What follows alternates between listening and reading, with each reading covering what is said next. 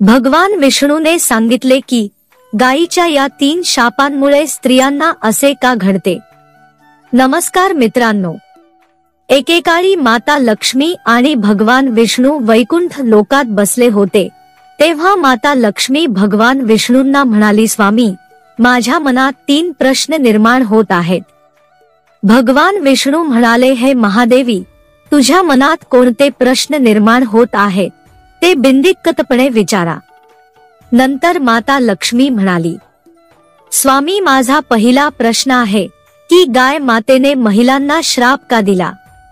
माझा दुसरा प्रश्न आहे की माणसाच्या अशा कोणत्या गोष्टी आहेत की जे गाय मातेला खाऊ दिल्याने पाप आणि पुण्य मिळते। आणि तिसरा प्रश्न आहे की गाय पवित्र प्राणी असूनही तिला दुसऱ्यांनी दिलेले अन्न का खावे लागते। तेव्हा भगवान विष्णू म्हणाले, हे महादेवी, तुम्ही सर्व मानवजातीच्या कल्याणासाठी खूप महत्त्वाचे प्रश्न विचारले आहेत। गाय ही मातेसारखी पूजनीय मानली जाते आणि गायीमध्ये 33 कोटी देवदेवता वास करतात।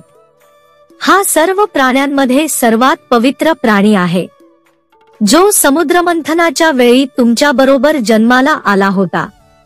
ज्या घरात गायीची पूजा केली जाते आणि त्यांची सेवा केली जाते त्या घरात नेहमीच अन्नधान्यांचा साठा असतो।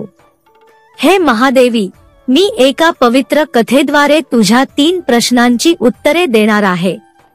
जो कोणी ही महान कथा काळजीपूर्वक आणि पूर्णपणे ऐकेल त्याचे घर नेहमी संपत्तीने भरलेले राहील आणि त्याच्या घरात कधीही भांडण होणार नाही आणि मृत्यूनंतर त्या व्यक्तीला स्वर्ग प्राप्त होईल।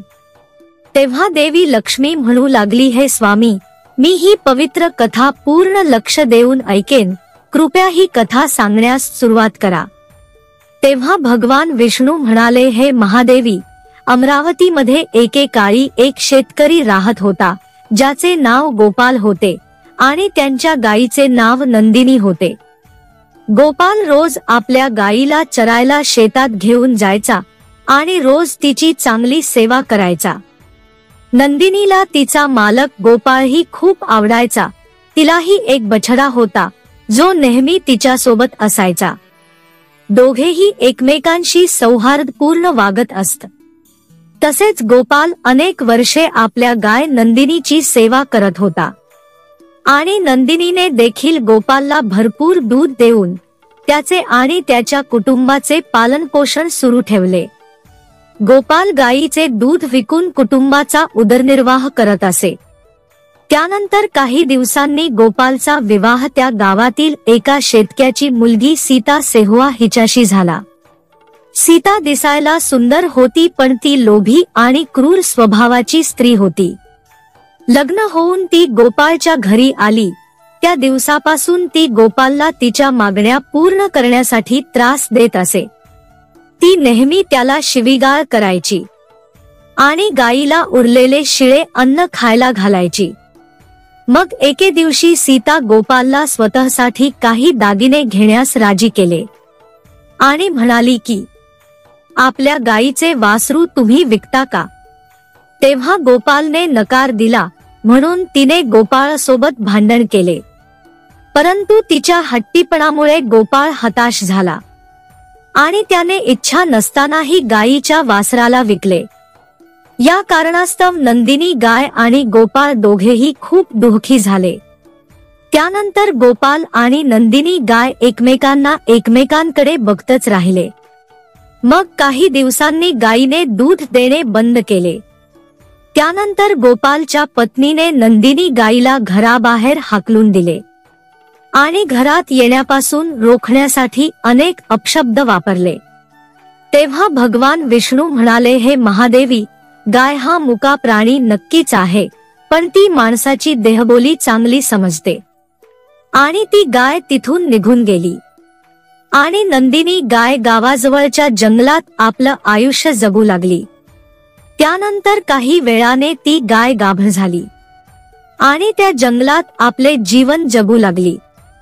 काही महिने उलटून गेल्यावर गोपाळची गाय नंदिनी हिला वाटले की जेव्हा मी मुलाला जन्म देईन तेव्हा गोपाल आणि त्याची पत्नी सीता मला पुन्हा त्यांच्या घरी घेऊन जातील. त्यामुळे ती गोपाळच्या शेतात गेली आणि तिने दुसऱ्या वासराला जन्म दिला. दुसऱ्या दिवशी सीता शेतात आली तेव्हा तिने पाहिले की नंदिनी गायीने तिच्याच शेतात एका वासराला जन्म दिला आहे. तेव्हा सीतेच्या मनात पुन्हा वाईट विचार आला की आता मी त्याचे वासरू विकून जास्त पैसे कमावणार आणि दुधाने आपले कुटुंब सुखाने जगेल, असा विचार ती करत होती. आणि इथे नुकतेच जन्मलेले नंदिनीचे नवजात बाळ होते. आईच्या रक्ताने माखलेल्या जमिनीवर तो रेंगाळू लागले. त्यामुळे त्याच्या अंगावर खडे पडल्यामुळे त्याच्या अंगावर छोट्या छोट्या जखमा दिसू लागल्या. नंदिनी गाईला आपल्या नवजात मुलाची अवस्था पाहून खूप दया आली आणि ती आपल्या बाळाकडे वेदनेने पाहू लागली, कारण ती काहीच करू शकत नव्हती. पण सीतेला आपल्या दिशेने येताना पाहून ती तिला दयनीय स्वरात म्हणाली, हे देवी, माझ्या नवजात बालकाला या दुःखातून मुक्त कर. त्याच्या नाजूक शरीराला जमिनीवर खडे टोचल्यामुळे त्रास होत आहे. मग सीतेने गायीच्या वासराकडे पाहिले तर ते दुर्गंधीयुक्त रक्ताने माखले होते आणि आईकडे रेंगाळत होते. मग जेव्हा सीतेला गायीच्या बाळाची अवस्था पाहून त्याची दया येण्याऐवजी तिला किळस येऊ लागली आणि वासराला उचलता ती म्हणाली, तुझ्या अशा घाणेरड्या वासराला मी का हात लावू. त्या गायीने सीतेची खूप विनवणी केली, पण ती तिथून निघून गेली. गाय तिला वारंवार विनंती करत राहिली, पण सीतेने तिच्या बोलण्याकडे लक्ष दिले नाही. तेव्हा गायीने देवाची प्रार्थना केली आणि म्हणाली, हे परमेश्वरा, तू माझ्या निष्पाप आणि पापरहित वासराला अशी जीवघेणी शिक्षा का देत आहेस. शेवटी आपण प्राण्यांनी असे कोणते मोठे पाप केले आहे की आपल्याला आपल्याच मुलांना असे त्रास सहन करावे लागत आहे. गायीचे असे दयनीय रडणे ऐकून श्रीकृष्ण स्वतः तेथे प्रकट झाले आणि त्यांनी गायीसह सर्व प्राण्यांना आशीर्वाद दिला की त्यांची मुलं जन्मानंतर लगेचच चालायला लागतील, ज्यामुळे ते त्यांच्या आईच्या जवळ राहू शकतील. तेव्हा भगवान विष्णू म्हणाले, हे महादेवी. श्रीकृष्ण त्यांना आशीर्वाद देऊन तेथून निघून गेले. परंतु काही वेळाने सीता पुन्हा त्या गायीकडे परत आली. त्याचा आपल्या डोळ्यांवर विश्वास बसत नव्हता. वासरू स्वतःच उभे होते. म्हणून सीतेने गायीला हलकासा धक्का दिला आणि ती जमिनीवर पडली. सीतेचे हे घृणास्पद कृत्य जेव्हा गायीने पाहिले तेव्हा तिला खूप राग आला आणि सर्व देव, देवी, अग्नी, वायू, आकाश, जल, झाडे यांना साक्षी घेऊन सीतेला शाप दिला आणि म्हणाली, हे दुष्ट स्त्री, आज तू तुझ्या क्रूरतेच्या सर्व मर्यादा ओलांडल्या आहेत. आज संपूर्ण जगाला साक्षी घेऊन मी तुला आणि संपूर्ण मानवजातीला शाप देतो. तुमच्या मुलाचा जन्म झाल्यावर त्याला चालण्यासाठी आधाराची आवश्यकता असेल आणि तुमच्या मुलांना चालायला 1 वर्ष लागेल. तेव्हा भगवान विष्णू म्हणतात, हे महादेवी, तुला तुझ्या पहिल्या प्रश्नाचे उत्तर मिळाले आहे. त्याच नंदिनी गायीच्या शापामुळे आजच्या मानवी बालकांना चालण्यासाठी आधाराची गरज आहे. मानवी बाळाला व्यवस्थित चालण्यासाठी 1 वर्षाचा कालावधी लागतो. महादेवी, जेव्हा सीता आपल्या घरी पोहोचली, संध्याकाळची वेळ होती. तेव्हाच त्या गायीच्या शापामुळे तुफान पाऊस, जोरात विजा पडू लागल्या. मग अतिवृष्टीमुळे सीता ती झाडाखाली उभी राहिली. पण नियतीने त्या झाडावर वीज पडली. त्यामुळे सीतेचा मृत्यू झाला. यमदूत सीतेच्या आत्म्यासह धर्मराजाच्या दरबारात हजर झाले. चित्रगुप्ताने जेव्हा त्या स्त्रीचा लेखाजोखा पाहिला तेव्हा ते पाहून आश्चर्यचकित झाले.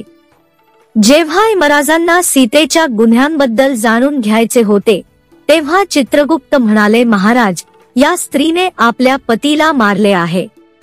त्याचा कधीच आदर केला नाही. नेहमी उशिरा उठणे आणि या महिलेने कधीही प्रार्थना केली नाही. तिने आयुष्यात फक्त पापे केली आहेत आणि हे तिने केलेले सर्वात मोठे पाप आहे. गायींना दररोज शिळे आणि कुजलेले अन्न दिले जाते, जे कीटक खाऊ शकतात, आणि त्यांनी गायीच्या नवजात बाळालाही मदत केली नाही. तेव्हा धर्मराज म्हणाले, या स्त्रीला कुंभी पाक नरकात टाकावे आणि त्यानंतर तिला विषारी वैतरणी नदीत टाकावे आणि या स्त्रीला 16 नरकात शिक्षा व्हावी. तेव्हा भगवान विष्णू म्हणाले, हे महादेवी, यमदूतांनी त्या स्त्रीला नरकात टाकले आणि तिच्या आत्म्याला खूप वेदना दिल्या. त्याच्या सर्व शिक्षा पूर्ण होईपर्यंत हे अनेक वर्षे चालू राहिले. मग धर्मराजने त्या स्त्रीला डुकराच्या योनीत टाकले, कारण ती नेहमी गायीला खोटे आणि कुजलेले अन्न खाऊ घालत असे. मग ती नेहमी चिखलात राहायची आणि दुर्गंधीयुक्त अन्न खायची. तेव्हा भगवान विष्णू म्हणतात, हे महादेवी, कोणीही स्त्री किंवा पुरुष गायीला शिळे कुजलेले अन्न खाऊ घालतो, त्यांना नरकात जावे लागते आणि अनेक प्रकारची यातना भोगावी लागतात. हे महादेवी, आता मी सांगतो की गायीला शिळे अन्न का खावे लागते. हे सत्ययुगातील आहे, जेव्हा भगवान शिव आणि देवी पार्वती समुद्रात होते. मी किनाऱ्यावर फिरायला गेलो तेव्हा मनात भगवान शंकर होते आणि देवी पार्वतीची परीक्षा घेण्याचा विचार मनात आला. भगवान शंकर पार्वतीला म्हणाले, हे देवी, महत्वाच्या कामासाठी मला अचानक निघावे लागेल. मी माझे काम संपवून लगेच येईन. तोपर्यंत तू इथे माझी वाट बघ. मग भगवान शंकराचे म्हणणे ऐकून देवी पार्वती तीरावर एकटी बसली आणि त्यांची वाट पाहू लागली. अशा रीतीने संध्याकाळ झाली आणि तो दिवस महाशिवरात्री होता, जेव्हा रात्री उशिरापर्यंत भगवान शिव परतले नाहीत. त्यामुळे तेव्हा माता पार्वतीने किनाऱ्यावर वाळूचे शिवलिंग बांधले आणि जवळपास उपलब्ध असलेल्या पूजा साहित्याने रात्रभर शिवाचे व्रत पूर्ण केले. भगवान शिव सूक्ष्म रूपात तेथे उपस्थित होते आणि प्रत्येक कार्याचे साक्षीदार होते. सकाळी देवी पार्वतीने शिवलिंगाचे विसर्जन केले आणि वाळूच्या पूजेचे साहित्य समुद्रात टाकले. काही वेळाने भगवान शिव तेथे प्रकट झाले आणि म्हणाले, हे देवी, काल शिवरात्री होती, पण तू माझी पूजा केली नाहीस. देवी पार्वती म्हणाली, भगवान, मी तुझी पूजा केली आणि नुकतेच पूजा साहित्य समुद्रात विसर्जित केले. तेव्हा शिवजी म्हणाले, मला पूजेचे कोणतेही लक्षण दिसत नाही. तुम्ही पूजा केली असेल तर पुरावा द्या. तेव्हा देवी पार्वतीलाही समजले की भगवान शिव तिला मुद्दाम त्रास देत आहेत, कारण जगातल्या प्रत्येक घटनेचे जे साक्षीदार असतात त्यांना पुराव्याची गरज नसते. तेव्हा देवी पार्वती म्हणाली, भगवान, मी पूजा करत होते तेव्हा ही गाय याची साक्षीदार आहे. ही गाय इथे हजर होती. भगवान शिवाने गायीला विचारले, हे गाय माते, हे सत्य आहे का? पार्वतीने पूजा केली तेव्हा तू इथे हजर होती का? तेव्हा गायीने मान हलवली. पार्वती म्हणाली, तू खोटे बोलत आहेस. भगवान शिवासमोर स्वतःला लबाड असल्याचे पाहून देवी पार्वतीला हे सहन होत नव्हते आणि रागाच्या भरात तिने त्याच क्षणी गायीला शाप दिला आणि म्हणाली, तुझा जन्म जगाच्या कल्याणासाठी झाला आहे, त्यामुळे लोकहितासाठी तुझे गुण असेच राहतील. पण ज्या तोंडाने तुम्ही खोटी साक्ष दिलीत त्याला शिक्षा भोगावीच लागेल, कारण यापुढे खोटे बोलणे हाच तुमचा दोष असेल. अशा प्रकारे खोटे बोलल्याने गाय माता रागाची शिकार झाली आणि आजपर्यंत तिच्या मुलांना चांगले अन्न मिळूनही शिळे खावे लागत आहे. तेव्हा भगवान विष्णू म्हणतात, हे देवी, आता मी तुला गायीबद्दल महत्वाची माहिती देतो. अनेकदा लोक गायीचे आशीर्वाद घेण्यासाठी अनेक प्रकारचे उपवास आणि पूजा करतात, परंतु त्यांनी चुकूनही या गोष्टी गायीला खाऊ घालू नयेत. दारात आलेल्या माता गायीला भाकरी खाल्ल्याशिवाय जाऊ देऊ नये. मातेला भाकरी आणि ताजे हिरवे गवत खायला द्यावे, जे आपण दररोज मातेसाठी बनवलेली पहिली भाकरी आहे. म्हणून ती भाकरी नेहमी गायीला प्रेमाने खाऊ घाला. माता गाईला भाकरी खाऊ घातल्याने खूप पुण्य मिळते.